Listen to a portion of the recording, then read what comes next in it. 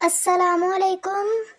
کام والی کام کے لیے آئی تو دیکھا کہ مالکن بیٹھی زوروں قطار رو رہی ہے۔ کام والی: مالکن کیا ہوا؟ مالکن: تمہارے صاحب کا پتہ چلا ہے کہ ان کا پڑوس والی جمیلہ کے ساتھ چکر ہے۔ کام والی چلاتے ہوئے بولی: نہیں، ایسا نہیں ہو سکتا، صاحب میرے ساتھ بے وفائی نہیں کر سکتے۔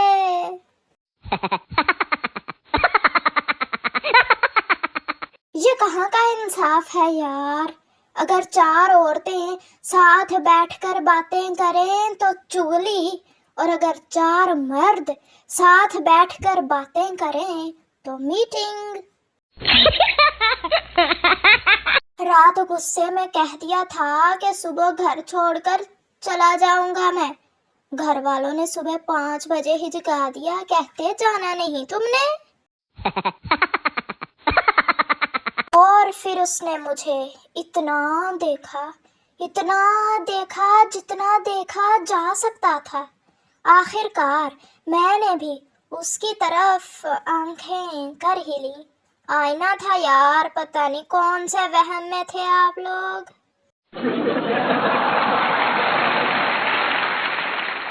یہ لڑکیوں کی فیک آئی ڈی چلانے والے وہی لڑکے ہیں جن کو بچپن میں بہن کی فراک پہننے کا بہت شوق تھا۔ جج، تم پر الزام ہے کہ تم نے 28 سال سے اپنی بیوی کو ڈرا دھمکا کر اپنے کنٹرول میں رکھا ہوا ہے۔ ملزم: لیکن سر۔ جج: چپ، مجھے کوئی صفائی نہیں چاہیے، طریقہ بتاؤ، طریقہ۔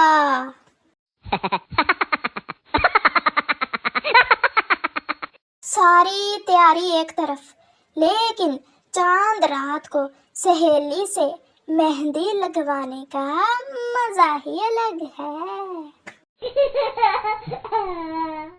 جو لوگ کولڈ ڈرنک کو ٹھنڈی کولڈ ڈرنک، آملیٹ کو انڈے کا آملیٹ، چپس کو آلو والی چپس، سنڈے کو سنڈے والا دن، اولیو آئل کو اولیو آئل کا تیل، کارن فلور کو کارن فلور کا آٹا، وہیل اور ڈولفن کو وہیل مچھلی اور ڈولفن مچھلی کہتے ہیں، ان سے درخواست ہے کہ موبائل اور انٹرنیٹ کی جان چھوڑ کر کچھ پڑھائی پر توجہ دیں، ابھی بھی کچھ نہیں بگڑا۔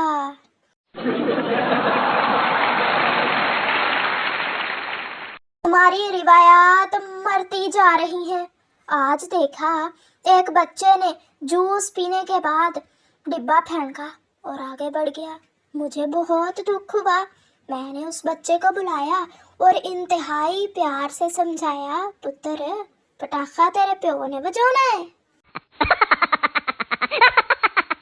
سنو، میرا دل آ رہا ہے تم پہ، آنے دوں یا بریک لگا دوں؟ ہماری کلاس میں ایک لڑکا بہت نالائق تھا۔ ماسٹر غفور ہمارے کلاس ٹیچر تھے۔ وہ لڑکا روز ان سے مار کھاتا تھا۔ اس لڑکے نے تنگ آ کر ماسٹر صاحب سے بدلہ لینے کا فیصلہ کیا۔ ماسٹر صاحب کا گھر قبرستان کے پاس واقع تھا اور مسجد قبرستان کے دوسری طرف۔ ماسٹر صاحب روز رات کو قبرستان سے گزر کر مسجد جاتے تھے اور مردوں کو سلام ضرور کرتے تھے۔ ایک رات لڑکا ایک جگہ گڈھے میں چھپ کے بیٹھ گیا۔